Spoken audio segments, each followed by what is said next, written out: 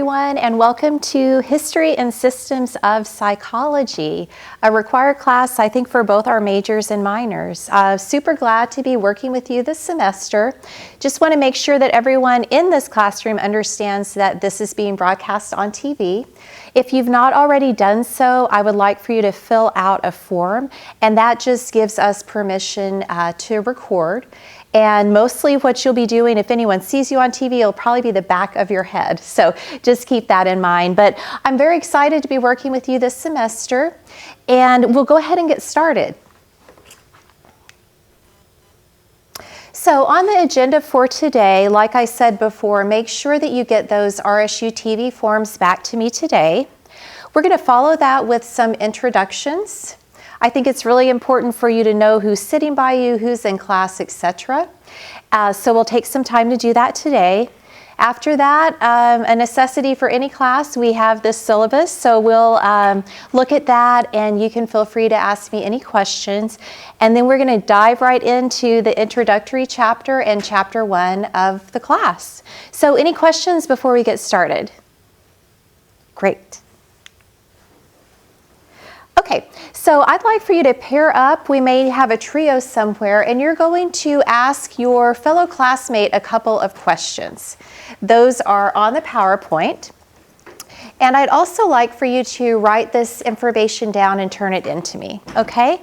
So you're going to ask the following to your classmate, and then as a class, we will report back. First name, year at RSU, and major. You might also include the minor, that would be fine. Career aspiration, that may be graduate school immediately after graduation or going into a job of some sort. A fun and or interesting fact about yourself, or at the very least, a fact about yourself. And something that you'd like to learn about the history of psychology, or something that you already know about, okay? So let's take a couple of minutes to do that, and then we will start with the introductions. Thank you. Okay. I just run away from you full speed. Okay, so Yeah, cars. No, it's fine. This is something that you'll need to fill out, and you can just return it to me at the end of class. And then what we're doing is just asking your classmate the following, and then you'll introduce them. So basically it's introductions, but introducing the other person. Okay? nursing. I'm community. I just BRCP. Community. It's good. I thought that was fun spelling my name as a child. I hope my little sister was Alexandra. Yeah, sure. I can screwed you. You're good. I'm planning to go to Yes. I guess get my master's here. People say Crystal is what cares. I'm gonna keep that for later. I'm a fifth year. This is the first time too. So what you got in a little late is just basically. So you're taking your sophomore, is that what you said? That's one? Fun, interesting fact about And your psychology. Saying that you understand and you're a Did you just go to like a travel or? Law enforcement. And yourself. And I guess for me, you could just say, I went to Mexico. No, you're good. She just told me to do it. So. I was in there yesterday. I went to the wrong building because I went to the same one as yesterday. the last copy they have, Oh my gosh. fill this out and sign on the back and return it to me. It's just basically saying that you're okay. What do you hope to do in 6 months? Really? A genetic counselor. I'll go back to that one. Same thing. What's your name? My name is In different forms, so I'm on the track. you can read these sophomore. I'm on the I track. guess my name is fun, interesting. Okay, so just leave it. Right, all my instructions. Don't look at it. Environmental psychology every time. This is like my third one. But everybody's so kind, like it's that southern charm, you know what I mean? You said race as well, like show races. Like show. Oh, races, In right. high school. So, Those be all for What did you put for fun facts. Say history, okay. I'm a computer partner. You can pay me, but you Sure. The words. Do you want our student email? And I know. Either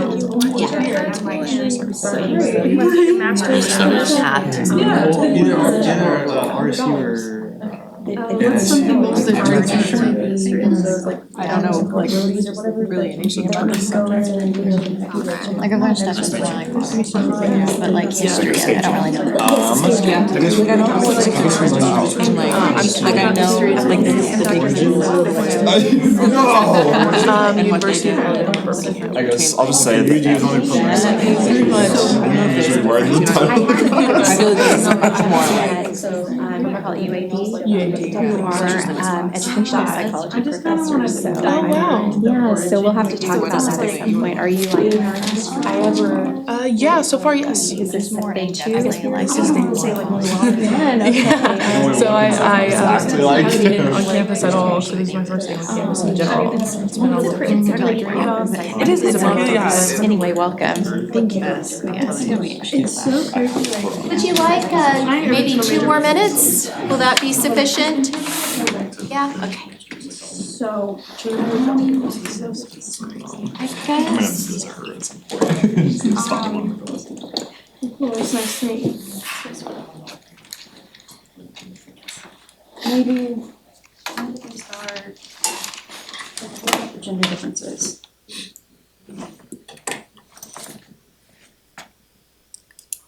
What about you?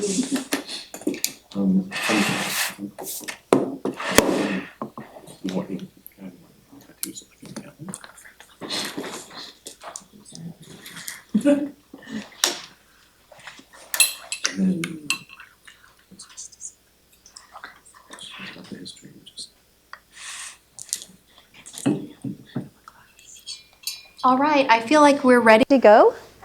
Yeah? Who would like to get us started? Perfect.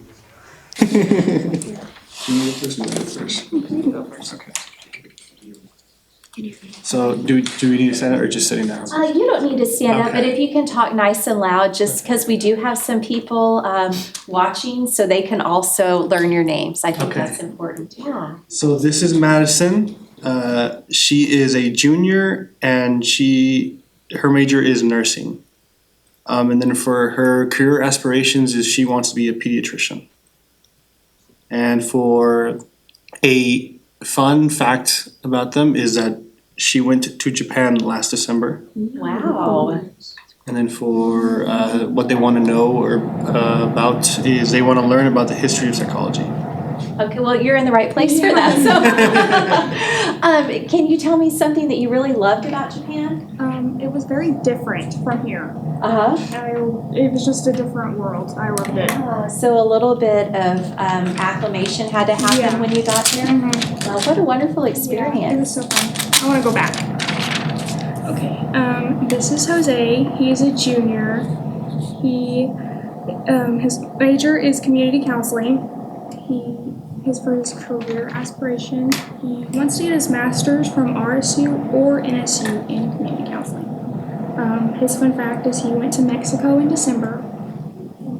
But he wants to learn about the origin of psychology. Okay, and we're going to get started today with that. So you're in luck, Jose. We have world travelers among us. How long were you in Mexico? For like about 3 weeks. Do you enjoy it? Yeah, I love going to Mexico. Great, great. All right, I'm going to just continue here and we'll loop around. So my partner was Fernanda Hernandez. She is a sophomore in medical molecular with a minor in psychology. Her career aspiration is to go to med school, then become a transplant surgeon. Fun fact about her is that she's double jointed, and something that she wants to learn is the turning point in psychology. And what do you mean by the turning point? If there was ever like a specific study or something like that that like actually changed like the way that research was done, you know what I mean? Yeah, and so just a really general and quick answer to your question is there are many. And so we're going to talk a little bit about how the origins and the branches off from that have caused our psychology tree to kind of go all different places. And then a surgeon, is this something you've wanted to do for a long time? Yeah, mainly like based on my sister, but yeah. Well, great. Welcome to class. Okay, my partner was Carson Russell. He's a freshman in nursing with a minor in psychology as well. He wants to become a nurse practitioner. A fun fact about him is that he played tennis in high school and he wants to learn the evolution of psychology. Okay, great. Again, you're in the right place. So, do you miss tennis? No, it was too much time. I was expecting a different answer, but enjoyed it at the time, I hope. It's okay, yeah. Okay, great. And a freshman, so second semester here? Yes. I didn't have a partner, so my name is Gary Rose. I'm a senior, and my major is sociology. My career aspirations are to be a teacher, probably like a social studies. A fun fact about me is I'm a high school basketball coach at Claremore High School. Something that I want to learn about the history of psychology is, I guess, just some of the like crazy theories that were probably brought up like early on. Yeah, and there were a lot of theories that were really, really out there. It's interesting to see, sort of trace those theories that now we look back and say, what were they thinking? In a way, they make sense given the time period that they were developed. So it's going to be interesting.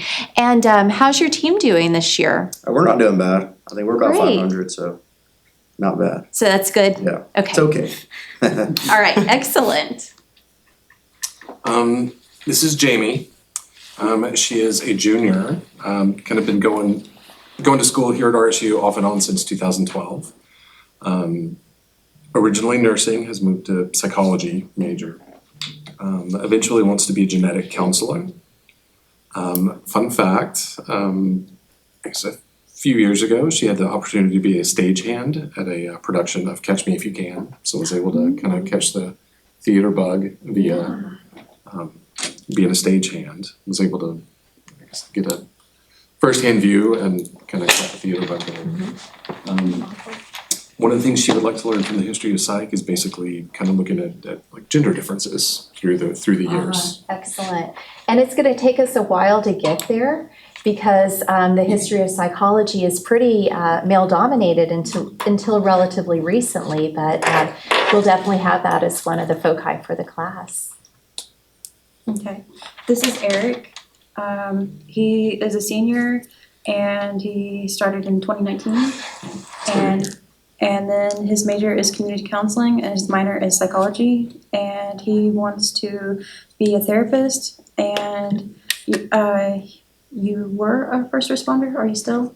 Yes. Okay. Been paramedic for 25 years. And which is awesome. And then he has a lot of tattoos. And he, I guess, just wants to learn about the history of psychology. Okay, excellent. In terms of being a therapist, are you going to integrate your first responder experience or go a different route? I would like to work primarily with first responders. Wonderful. We tend to get a really dark sense of humor, and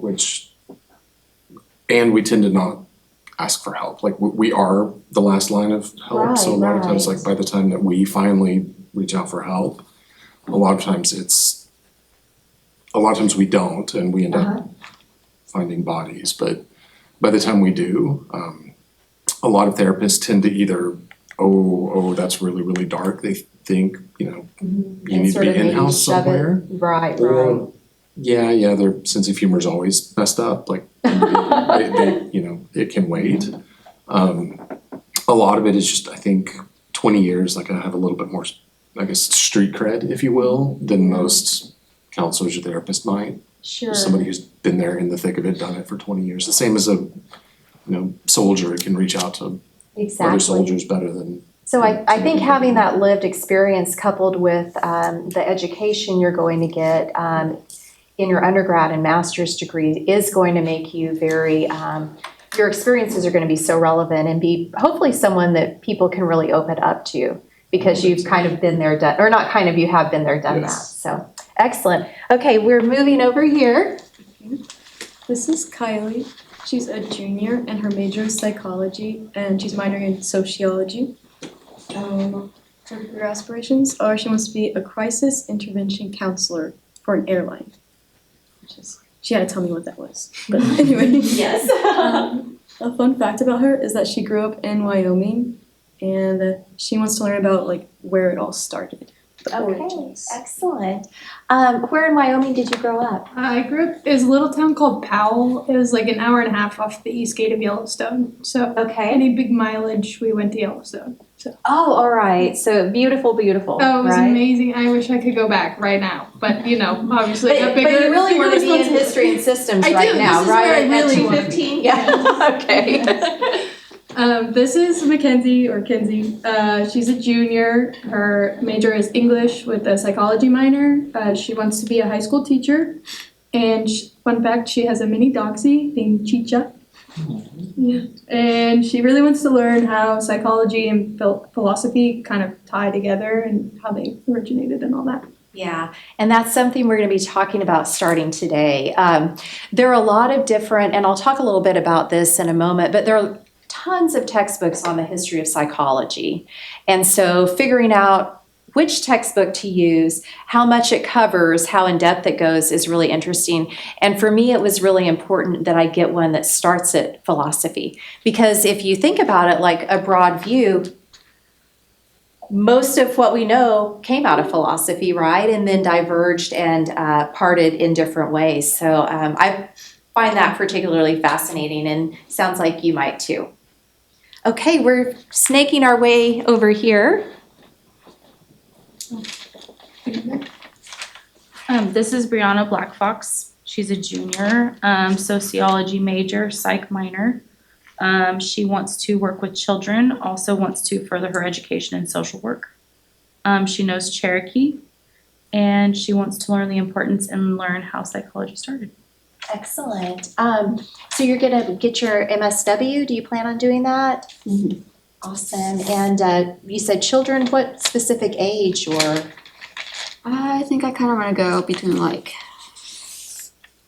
4 to 10, kind of Okay. age. Yeah. So pre-middle school? Mhm. Okay. So this is Ashley. She's a senior. Her major is in community counseling, and she's minoring in psychology. Her career aspirations is to become an LPC. She is currently interning at RCYS, but has no interest in working with children in the future. She wants to know how psychology started and how we came to the realization that it was important. Oh, good. Yeah. And I hope we can all agree that it is a very important discipline. So you don't want to work with children. What age group or population? Oh, okay. No. Yes, and I do remember No. that about you. No. Okay. Not at Any specific adult population? No, just as long as it's not a minor. Okay. Okay. Good to know about you. So this is Crystal. She is a sophomore with her major in psychology and her minor in fine arts. She wants to do criminology or forensic psychology. Her fun fact is that she has a 3-year-old daughter, and she really wants to just go more in depth on the history of psychology. Okay, great. Your interest in forensic psychology, how did that emerge? Well, I've always just liked the law side of things, like in criminology and forensic psychology. They're really similar, but there's like differences in Sure. field. And I've always just been really into like the justice system and all that, and how there's like improvements that need to be made, and like that as a field I think could help with that type of improvements. So it's just something I've always wanted to go into. Exactly. Yeah, sounds exciting. And last but not least, we have a couple people up here, right? I didn't have a partner, but my name's Kaylee.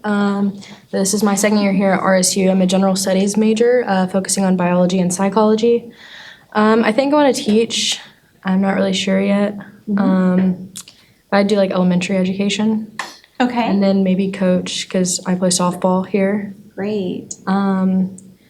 And I just want to dive like into see like how psychology has developed like from the beginning to now.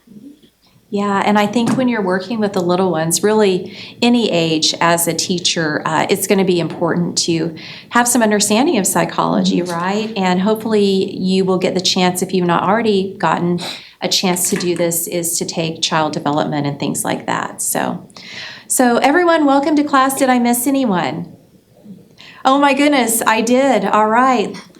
This is Emily. She's a sophomore here. She is majoring in community counseling. Her career aspiration, she wants to be a trauma specialist. One fun or interesting fact about her is she is a competitive archer. In this class, something she wants to learn about is the bigger names in psychology and just like the origins of how everything got to be the way it is today. Excellent. So a competitive archer. I don't know much about archery. Yeah. So what do you enjoy about that, and what's maybe the most challenging thing about it? I really enjoy that it's like a single person sport.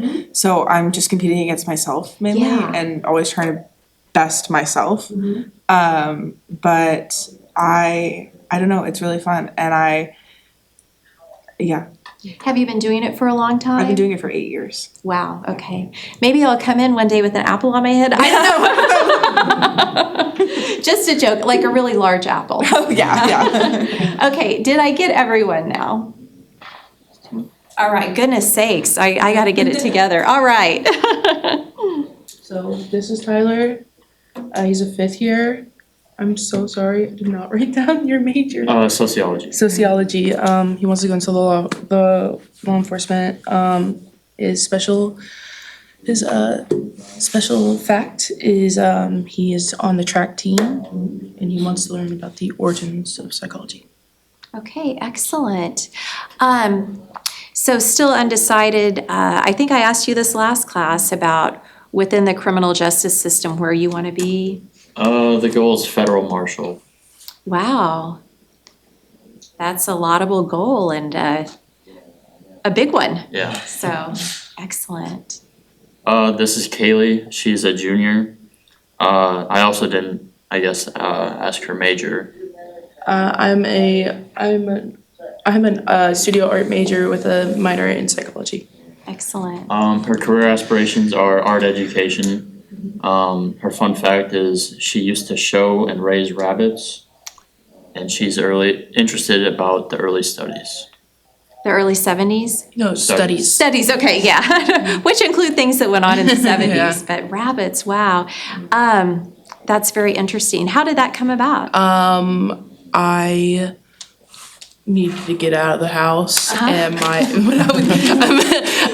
was in the 4th grade. My mom was like, "You got to get a hobby besides just drawing inside the house in your room all day." And I was like, "Dang!" So we got some rabbits for like $5 a piece. Oh my goodness! Were they healthy rabbits? They were really healthy. They were really healthy rabbits. And I grew my rabbitry farmer my barn for 5 or 6 years. And I was one of the top showmen in Oklahoma by the time I was 11. Wow. Or no, older than that, probably like 12. I was probably 12. That's still pretty young, you know? Yeah. Well, I'm excited to hear that you're an art major and you're doing psychology as your minor. I'm guessing most, if not all of you, have heard of Sigmund Freud. Yes. And so he was very much an art collector, and not only did art inspire him, but also a lot of artists, including I have a background in dance, were inspired, and some of the works of artists reflect his ideas. So that's just a little interesting tidbit. All right, now everyone has spoken. Okay, thank you so much. I think that's really important, like I said, to do on the first day. One thing I would suggest, if you get a chance before the end of the class, you may want to get 1 or 2 phone numbers. You may want to study together before the test, just a suggestion, but that can be really helpful. All right, we are continuing on. You know my name, Dr. Sonia Mansell. I've been teaching here this is my 10th year at Rogers State University. I'm an associate professor in the Department of Psychology and Sociology, and my PhD is in educational psychology. So that's a discipline that, just like it sounds, melds education and psychology together. This is my fun fact. This is my cat, Mirabelle. And given our topic, I thought I should entitle this A History of Mirabelle. It's not very long, and I don't have a lot of documentation, but this is Mirabelle. She's a Maine Coon, and that's a picture from when she was little bitty. And this is she was actually not in the forest posing regally, but rather this was her in the vet office. And then someone took Mirabelle and imposed her on this background. So I will refer to her from time to time as I can fit it into our content. Sometimes that's difficult to do, but just sort of a funny there. Okay, has everyone gotten a chance to go onto My RSU for this classroom? Okay, were you able to locate the syllabus? All right, well, let me locate it now, and we are going to take a quick look at that. Not sure how well this is going to translate to the big screen. All right, so meeting time and location, you're in the right place at the right time. My office is actually in Preparatory Hall. If you are a psychology and sociology major, you're either going to be really familiar with Prep Hall or you already are familiar. But that's where my office is, and that's where I teach the majority of my classes. I'm on the main level, room 203K, and I have my dates and times where I am in the office. But outside of that, if you need extra help, have any questions, etc., you can email me and we can set up a time to meet outside of those hours and/or a time to meet via Zoom. So whatever works best for both of our schedules. All right. So we are going to be studying the dogma, theories, technology, and methodological approaches to the behavioral sciences as it applies to the history of psychology. You're going to be introduced to a lot of different theories, theorists, etc. So we'll start out, like I said, in philosophy and look at how psychology developed from that. We'll be looking at some of the big names of psychology. So what are some names that come to mind? Erik Erikson. Can you tell me a little bit about Erikson? He did was it 6 or 7 levels? Yeah, lifespan development, right? Good, good. Who else? Freud. That's a little bit of a given, right? We've talked about him. Others that you remember? Maslow and his hierarchy of needs. Exactly, Maslow and his hierarchy of needs. Excellent. Anyone else that comes to mind? Okay, at the end of the semester, I'm going to ask you that same question, and I expect really long responses, all right? Okay, so let's see, continuing on, theories of the major figures such as Wundt, Binet, James, Watson, Freud, and Maslow will be discussed. We'll be talking about different areas of psychology, so experimental psychology versus structuralism. We'll talk about psychoanalysis, so many different theories of psychology. And if we scroll down just a little bit below, these are the competencies that you need to meet to do well in this course. So there's definitely a strong analytic component to class. You'll also be evaluating these theories, all right? And I know based on who you are and your own experiences, some people are drawn to certain theories and think that explains psychology really well. Others are drawn to different ones. So you'll get to evaluate some of the key theories, and I want to hear from you sort of where you reside within your opinion of those. And finally, you will critique 2 studies and major contributors in writing. Required textbook is this well-worn textbook entitled Pioneers of Psychology. All right, how many of you have found that online?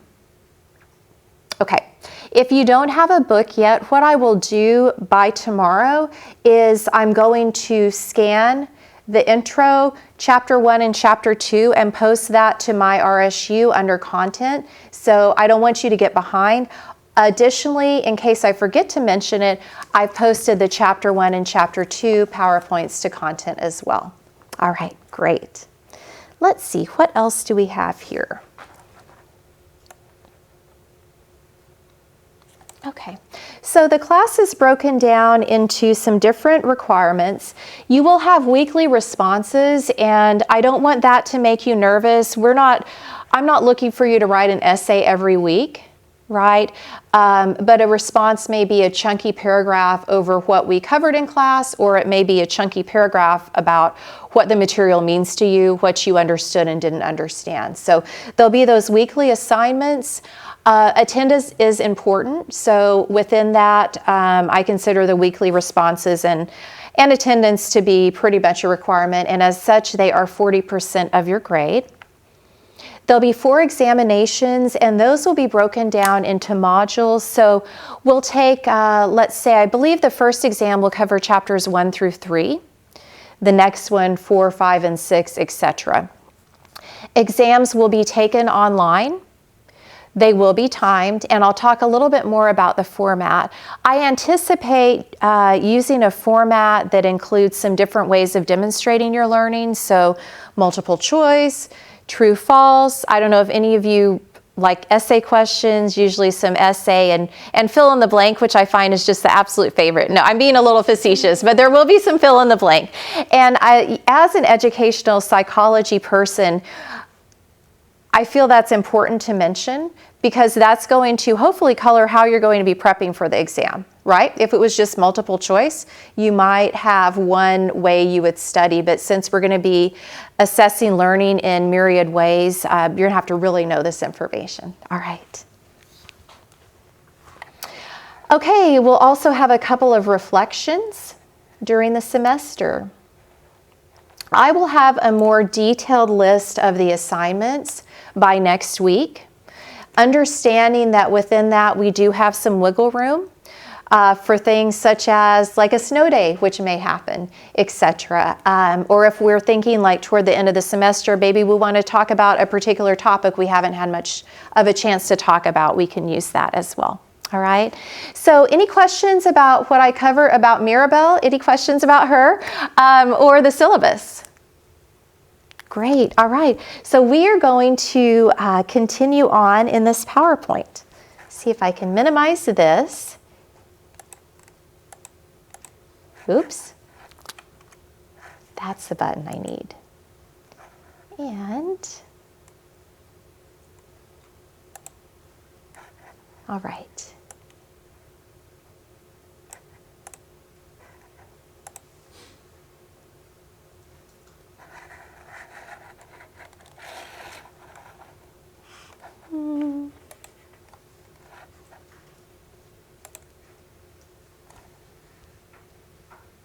Okay, good. Let's see.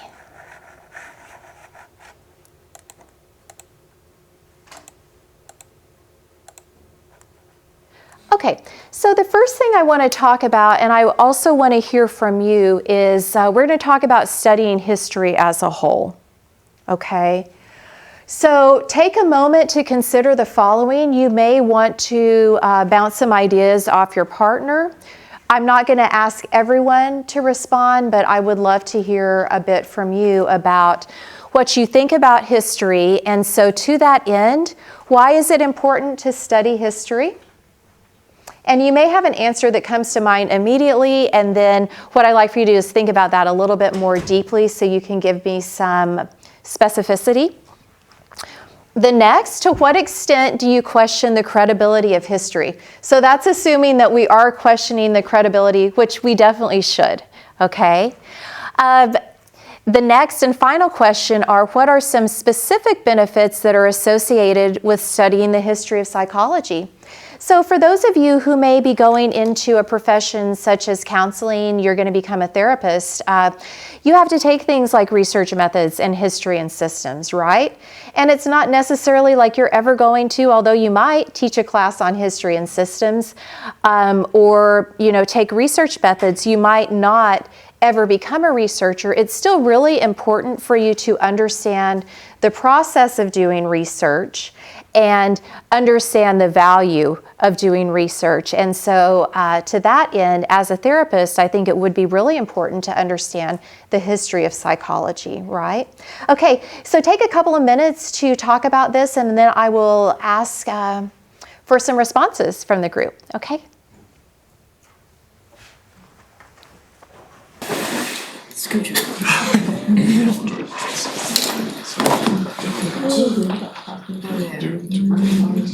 There's always the basic answer. People who don't know history or Do you want to talk as a group or maybe the three of you? So it's like you just gotta realize what was wrong and how to move forward with it. Exactly. History repeats itself. Biggest reason it's important to study history is so like we don't repeat like past mistakes and stuff like that, like the bigger ones that cause like really bad, like especially global like problems and stuff like the wars and things like that, where we can look back and be like, okay, previous like we can't let this happen again, or this is preventative of that, things like that. I'd say it's important because like developed since then, and like the studies that we learned about that have been like What not to do, like don't do lobotomies anymore, which Bloodletting, that was actually crazy. have an impact on yeah, it's like the I agree, that's the only I thing I guess think of. things that are put out today. And it was just seeing how things have changed and then Like electric. I'd say Shock therapy. why did that happen? depending on what someone say did, the like same if someone thing, did if it's something like messed up, preventative and they're probably not like applicative. super proud of it, but in the sense of like, you wanna use them as like a History is source or faulty something. though. Just because you think something else. So is our future history, so. Back then, there were certain Yeah, things like that it's were study it correct and forget it. that ended up not being correct. I like the second question says like to what extent do you question the credibility of history? I remember seeing something one time and it's like especially when it comes to like wars and different things, like the winner's the one who dictates the history because they're the ones that, write the history books and everything. There's things that can be easily wiped out and everything and then just like covered up. So I mean, like basically all history you have to like look at closely and look at different accounts and stuff. You can't just pick one. So the history is not For example, like my God. Literally crazy. What's the word I'm trying to say? Like my mom's a big one because They were my the mom's stepping out stones to the person freshman year who in had high school, so it's the like she knows and Yes. What are you gonna say? Yes. Let's just turn. pretty much everything should be forced. what she said earlier. Especially, yeah, like you were saying, The people who know, know. I know, like in psychology, it's one thing, it's like your memory can fall, like when you remember things wrong, or like I don't over know who years, the memory scientist passes, was, especially but his if wife did a lot you're remembering of things, work and research with I him. think comparing is a good Yeah, don't know her question. name. Like, okay, what this person Well, we said were this talking and this about, person said that, like the women who why was were this? helping and Erickson's wife. I think something that needs or should be happening. It's going It was okay. a video that was like, Kids are a lot different now. There was another one too. Oh, absolutely, yeah. I mean, she was the one that did all the. I feel like now like mental health's a really something that's like I will And say. I was thinking, I remember I think learning about Katie Albert, I don't remember who the scientist was, but I know his wife did a whole lot of stuff in the experiments. why things happen. Don't remember her name either. I was just so I feel like a benefit of that is just like how is the brain and like how it's like changed from the past. One of the big things probably to look at with psychology is especially when it comes to like with women and stuff, because I know back in the day they used to Sometimes they use try to get your and mind stuff like out. that, like that's a big thing they used to, because they used to just help if a woman was like acting different, especially or whatever, they'd be like, oh, she's just like, she's like, Yeah. she needs this and that. And looking at that today and then comparing it to like common practices, like what needs updated, like what needs changed, that way we're not pushing that same like old ideology onto that. And that we're good at just. Psychology, history of psychology is history in general, and so we need to take that into account when we think about history at all. Regardless of the side I hand, because whatever social understanding at the time was played a big effect in the psychology. All right, so first big question. Why is it important to study history? Who wants to start us off? I love how as a professor I start talking and the class completely stops. This is opposite, of course, of what I want to have happen. So do we have a brave soul or a willing soul? Yes, Jamie. It's daunting to go first, but okay. Because if we don't, we're doomed to repeat it, so it's like learning from mistakes. Okay, yeah, and there were many mistakes that took place, right? Not Right. everything was a mistake, of course, but yeah, to learn from our mistakes. And I can think of some specifically pertaining to psychology. Can you share one with us? Yes, the prison experiment, but then Stanford prison Yeah, experiment? the Stanford prison experiment. Yes. But then also the ones with babies, where they learned, we can't just experiment with the baby. I'm trying to think now of the name. Was it With the rat, the bunny rabbit, that one, the Yes. fear one, yeah. Little Albert? Yeah. Yeah, Little Albert. Oh, yes, Yes. okay, we remember the white rat and, yeah. Perhaps And- some ethical considerations there? Yes. Like, we need to start having some code of ethics here. Exactly, yeah, good, thank you. You had your hand up. Oh, I was pretty much gonna say the exact same thing she did. The exact same thing, all I would right. say to a- Someone else have a slightly different thing to say? I mean, Yeah. I feel like sometimes like maybe things can get overlooked, like when things are being like reported and stuff. And I think going back to look through everything is important because you may like find something that like, maybe we should dive deeper into this and like develop new like thoughts and stuff and like reasonings to things. Yeah, and so having access to information about history, we're limited into based on how much information we have at our fingertips, right? And so having things like archival sources are very important. And yeah, we can miss a lot. And so by looking at those sources, we can perhaps start to fill in the blanks, so to speak. Thank you. Anyone else? I felt like I heard lively discussion over here. I guess kind of going off of the opposite of learning from our mistakes, we could also learn from like the successes. So like from like groundbreaking like experiments or something that, pushes psychology forward, we can learn from that and, apply it to what we're doing now. Exactly. And so we can look at the Stanford prison experiment actually in a few different ways. We can look at all the unethical things that went on with that, the prisoners who were subjected to emotional abuse and other types of abuse. And so we can learn what not to do, but we also learned a lot about how people take on particular roles. So kind of wear it as a cloak. And so that's a strength and something that was gained from it. So I appreciate seeing both sides of those. Both sides are important. All right, what was our second question? To what extent do you question the credibility of history? I hope you question the credibility of most everything. Yeah, at least in passing. So, do you feel like you look at history with like a naive eye, or are quick to understand that this might not tell the whole picture? The problem is they want to continue, like she said, rewrite it and create new narratives, and that makes it hard for us to understand what was real and what wasn't. Yes. And the more time that elapses, probably the bigger that becomes a consideration. Yeah. And all histories are written through a lens, right? The historian who's writing it. So this is in another slide, but if you took History of psychology from another professor, you would get a different taste of it, right? So important consideration. Anything else on that? Okay, so I do want you to question what you're hearing in here. And if you And again, also, if you have any questions for me on anything, I want you to feel free to ask that. Okay. The final question, what are some specific benefits associated with studying the history of psychology? Again, that's assuming there are benefits. I think most of us could agree, right? But what are some specific benefits? I think it gives us a good base to jump off of. Like if we Can you expand that, Eric? try to go out and plant a garden with no knowledge at all.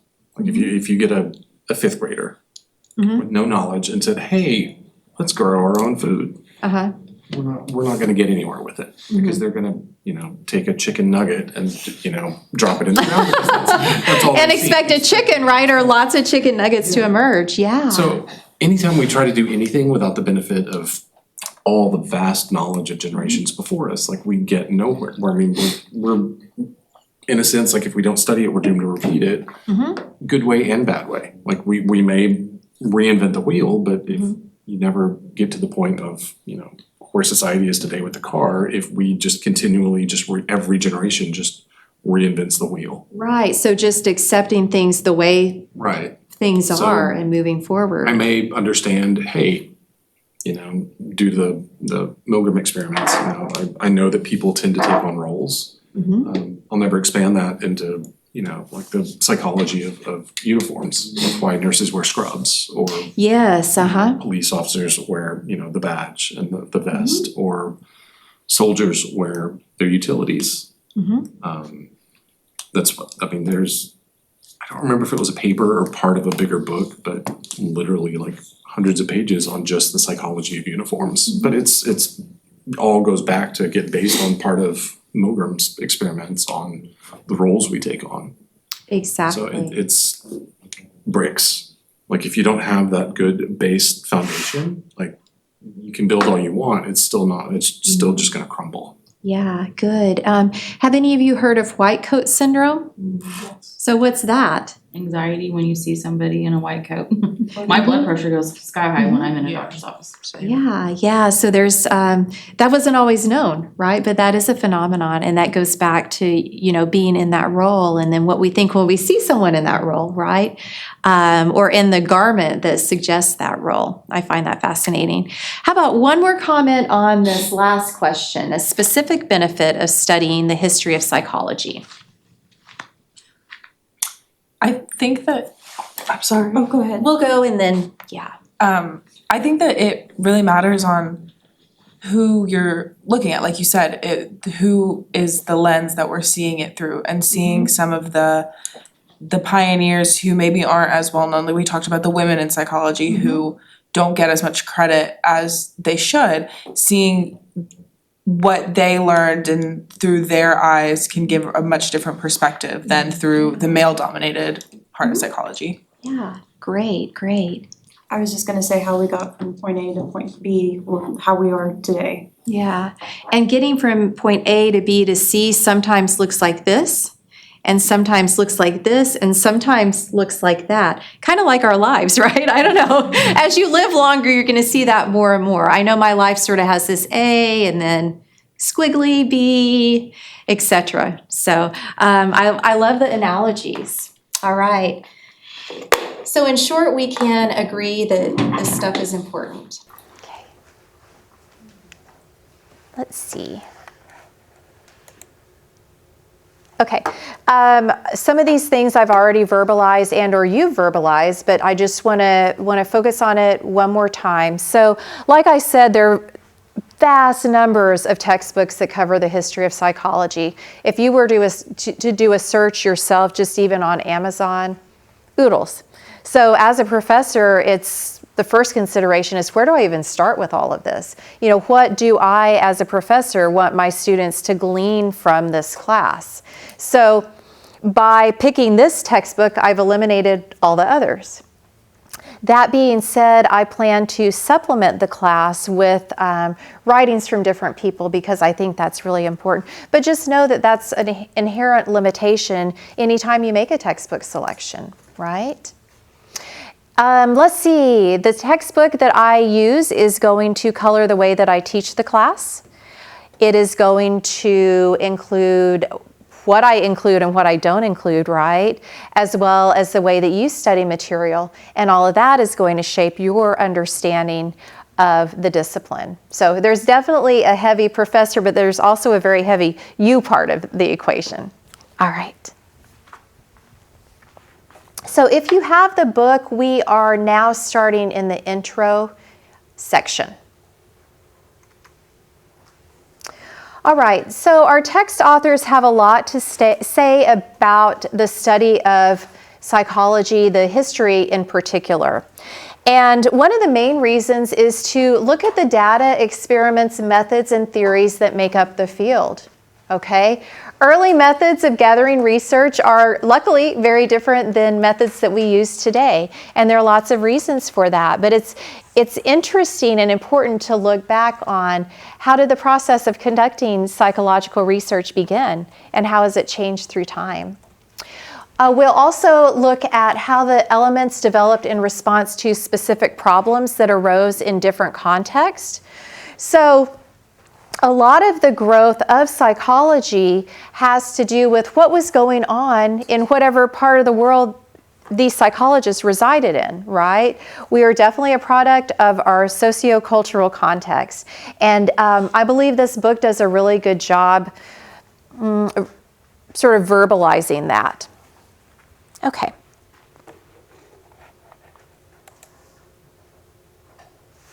We've already talked about this. Better understand how ideas we might consider outdated or mistaken in the past might have made sense back then. Okay? When we start talking about philosophy, there's a lot of talk about spirits and bile and things of that nature, which later we can draw and we can link that to more modern words and thinking. But yeah. We also can thoughtfully address and not dismiss ideas simply based on what we know now.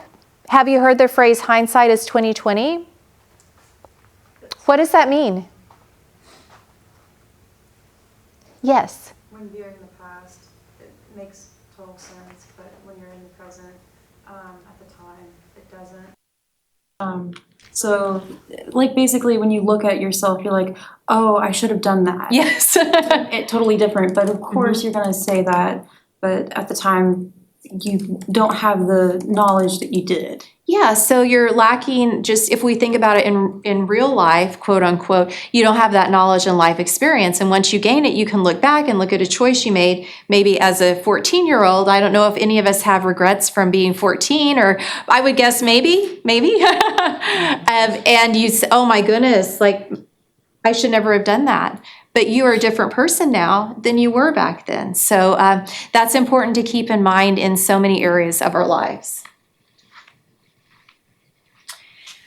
So let's think a little bit about something that we take for granted today that might appear old and mistaken in the future. Can you think of anything people might look back on something and say, this was so bizarre that people live this way? Leeching. Leeching, okay, tell us a little bit more about that. Well, I heard Fernanda say bloodletting Okay, earlier. and with the surgeon thing, I understand. You do not plan to incorporate leeching in your surgical practices? Okay, glad to hear that. All right. Yeah, so tell us a little bit about that. Me?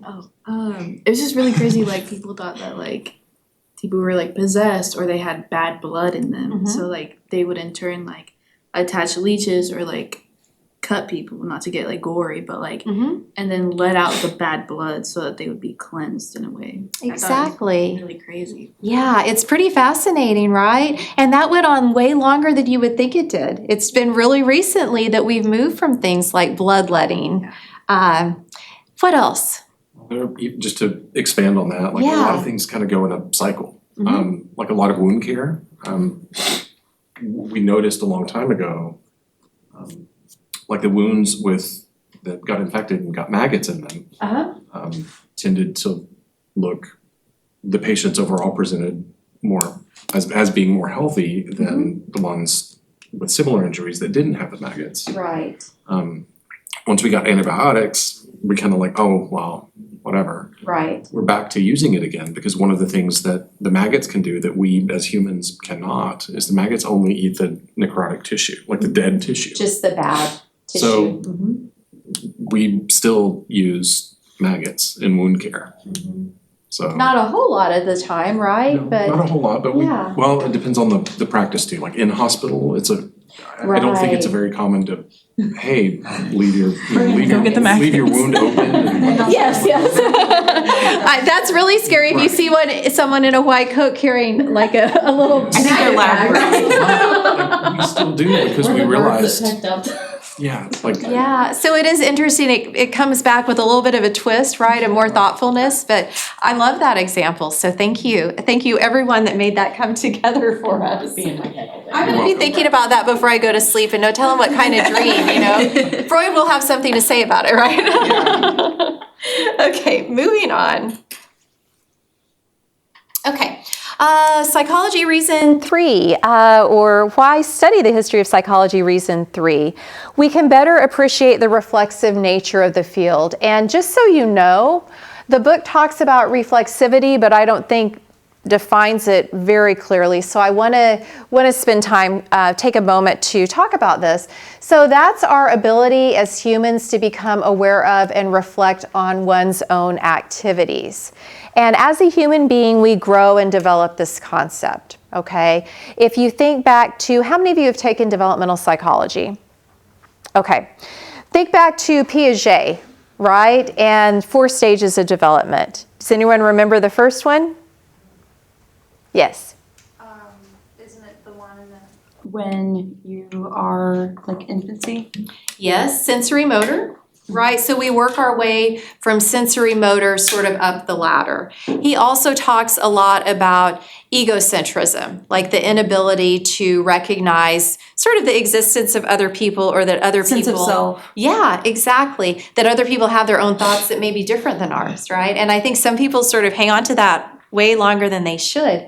But this idea also, as we mature, hopefully, we think about our own activities. Metacognition refers to thinking about our own thinking. So that's would be something that's also reflexive. At its highest level, reflexivity refers to the capacity for psychological theories to change the way we understand ourselves. So again, going back to this idea of the lens, how we understand ourselves looking at our behavior through behaviorism versus social cognitive theory, etc., right?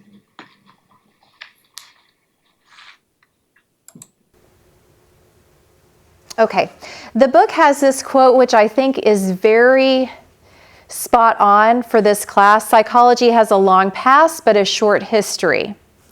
That is to say, psychology has been developing for oodles of years, but books on psychology as we think about psychology today are relatively recent. So some of the early psychology books, look at this time period.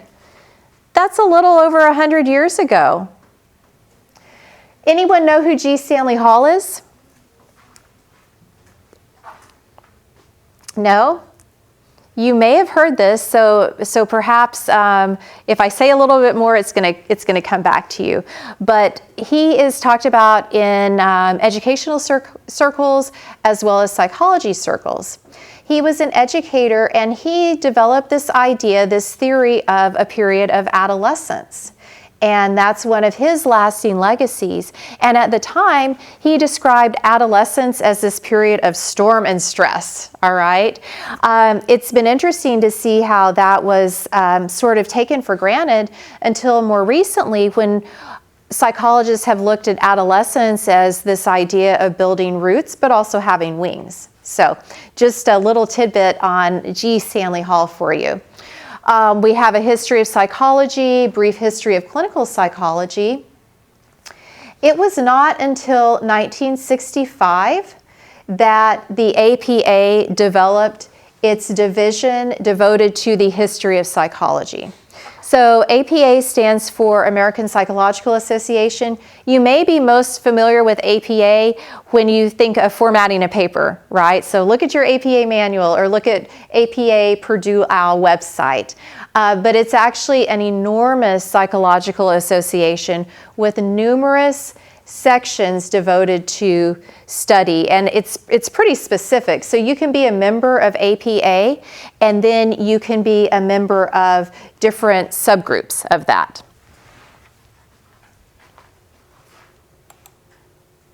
Okay. So there are a lot of different ways to study the past. All of this material, just so you know, may be on the exam. But in particular, pay careful attention from here on out today. Okay. So we can study the past in a lot of different ways. We can look at it through historiography.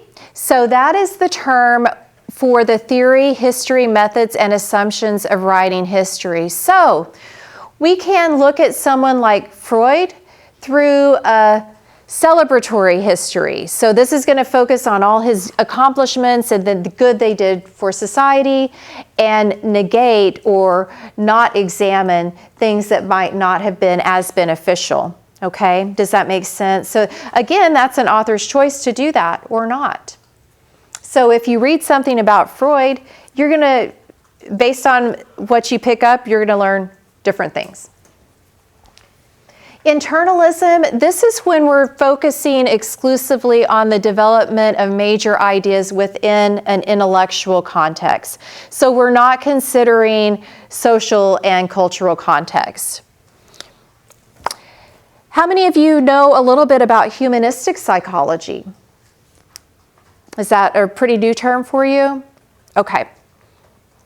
So humanistic psychology came into being for many reasons, and we're going to talk about some different reasons, but it's the idea in psychology that we don't need to necessarily be focused on just what's wrong with us. There's a lot of good in us, and so this section of psychology, if you hear the name Carl Rogers, if you, we've mentioned Maslow's hierarchy of needs, those people are going to live in that realm of psychology. So a question to ask if you're looking at ways to study the past through internalism is, how did this develop? And so if we have this internalism view, we would say humanistic psychology developed in response to the criticism that mainstream psychology had focused almost exclusively on everything that was bad or wrong about being human. Okay, and that is known as the medical model. Okay, so you have something wrong with you as a psychologist, we're going to fix you. All right, and if we look at that through the lens of externalism, we're going to say, hey, there might be some credence to this idea that humanistic psychology developed in response to the medical model, but socio-political factors played a role. So an externalist might say the ability of certain individuals to live through the atrocities of World War II and not only survive but flourish may have played a role in turning psychologists to a new positive humanistic perspective, because humanism began shortly after World War II. So you can see, again, we can look at the history of psychology within the intellectual realm exclusively, and there's nothing wrong with that. Or we can look at it more within the broader context of social, political, etc. factors. All right. Any questions on all of this? I know we're going to get a lot of terms thrown out, and just want to make sure you're clear on these. Good. All right. We come now to the great man approach. And it may not be the greatest approach, but these are histories that focus on the contributions of eminent people whose ideas have shaped the field. And a lot of textbooks are lined up like this. I know the Psychology of Personality textbook I use, each section is devoted to a different major personality theorist. Okay? And that's important. It's important for us to know about these people, know about their ideas. But it neglects external factors such as colleagues or maybe in some cases wives of psychologists that may have played a role in shaping this formula or helping this person achieve greatness, and neglecting the influence of social cultural systems. Okay? So to counteract that, we have the zeitgeist approach. Histories that consider how the spirit of times may affect the ability of a certain person along with his or her ideas to take hold and become significant. So, what is industrial organizational psychology? It's often called IO. What is that? Any ideas? All right, so we'll talk about that very briefly. I figure if I put the term up there, you should know what it means before we go further, right? So industrial organizational psychologists are interested in the realm of the workplace, okay? How individuals, just oodles of things related to that. So some industrial organizational psychologists may administer tests, okay? Or others may come in and there's a workplace that's not functioning well, but the supervisor of that workplace can't figure out why.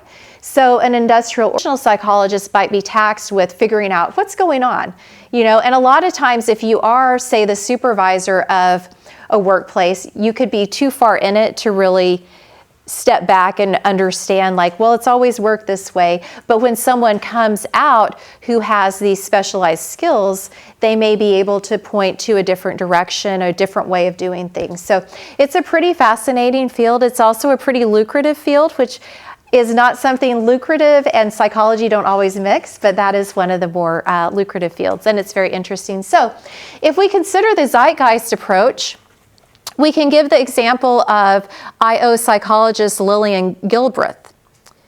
She had a lot of ideas about the nature and importance of efficiency in the workplace.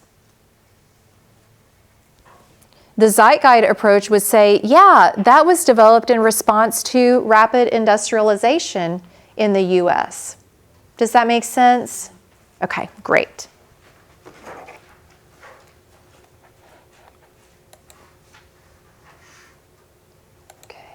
All right, we're winding down. So presentism, historicism, and sophisticated presentism are three more terms we're going to look at. So presentism is if we were to view the subject, the theorist, the idea from the present, explaining today's circumstances by emphasizing that because our predecessors overcame mistaken assumptions, we have now progressed to this great world of superior knowledge and wisdom.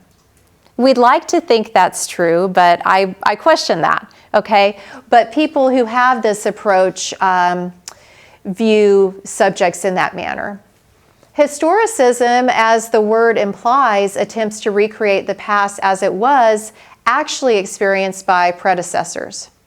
Hard to do, right? So one way to do that, as an example, would be to look at maybe the notes of, if we're taking the great man approach, eminent psychologists, maybe looking at their journals, at papers they wrote, etc., to get a better idea of exactly what was happening.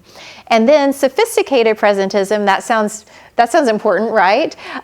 It combines the two approaches. So for the exam, you'll need to know about all of these different approaches and also be able to give an example. Okay. New history of psychology and critical history of psychology are going to be more reflective of the diversity of the genre. So as I was talking earlier, they're going to be using archival and primary documents to check the accuracy of anecdotes and accounts of the past. And then we have the origin myth process. And this ties in, you'll notice that some of these different terms overlap with the others, okay? So if you're thinking that, you're definitely not wrong. So origin myth process makes it appear as though psychology has simply progressed from one great discovery to the next.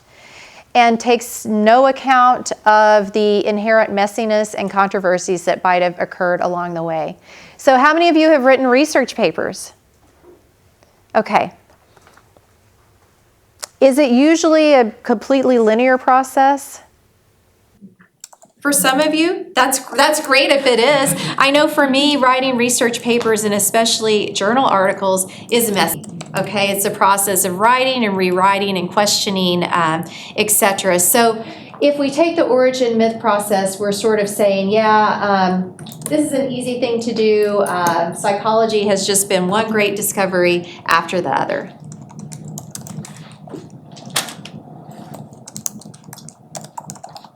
Okay, moving on, we have a couple more slides. We are in great shape. We are going to get through the introduction today, so that's excellent. So I don't forget, please read through the Chapter 1 PowerPoint as well as review this one, okay? May give you a few in-class questions, not for a grade, but just to sort of see what do you retain or what are you retaining and maybe what is unclear, okay? All right. So continuity versus discontinuity debate. In developmental psychology, there's this idea of development as being either stage-like or more progressive, okay? So stage theorists would be, an example would be Piaget, who thought that bearing some sort of problem, people go through the sensory motor period between the ages of 0 to 1.5, and then they progress into pre-operational, etc. We have other developmentalists like Vygotsky, which might ring a bell, who looked at development as being additive, progressive, etc. Okay, so I'm just using those terms, continuous versus discontinuous, as an example. Here we would be talking about how much have concepts remained mostly stable in meaning over time. So although it's changed slightly, to a great extent our idea of what memory is has stayed pretty consistent, okay? Concepts like emotions and personality, those are relatively recent terms if you think of it in the grand scheme of things. But they do have some identifiable precursors, passions, character, etc. And many of the original fundamental questions that early psychologists were interested in, like the nature-nurture debate, continuous versus discontinuous development, etc., are things that we're still interested in looking at, okay? All right. So deciding who to include and why it's a difficult process. Until recently, the field of psychology was dominated by white males. And so people have the criticism, well, white males are the people who are talked about the most. And to a certain extent, to some degree, that's because they were the people who were conducting most of the research, right? Because they were in a position to do so financially and otherwise. But that doesn't mean there were super important people that are non-white men or women that were influential along the way. So in terms of women, there was definitely an intellectual influence from women in the development of psychology. But a lot of times this was more indirect or supportive in nature. And I know you mentioned in conversation about Erik Erikson and his wife and the role that his wife played in terms of development of his theory. But we don't hear about her very often, right? Women who were recognized came, not surprisingly, from aristocratic society or were very well off, etc. The gender composition of psychology began to shift in the 1970s in response to the feminist movement, okay? So if we consider the social cultural context, that makes sense. And the accomplishments of African American as well as many other non-white psychologists were largely absent from our histories until recently. So it's really interesting what's been unearthed within the past 50 years about people that we haven't heard of that actually made some really, really huge impacts on psychology. Okay.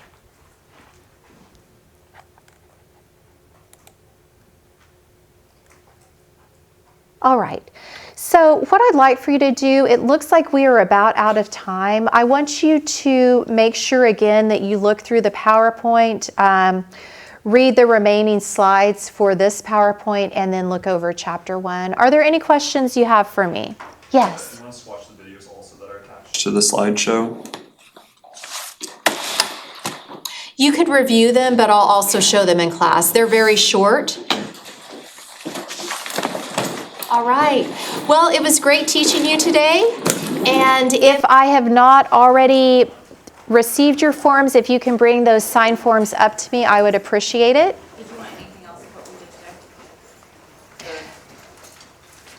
Oh, I would love the introductions. Yeah, that would be great. Okay. Okay, I will see everyone on Thursday at 1 o'clock. Okay, great. Thank you, Ashley.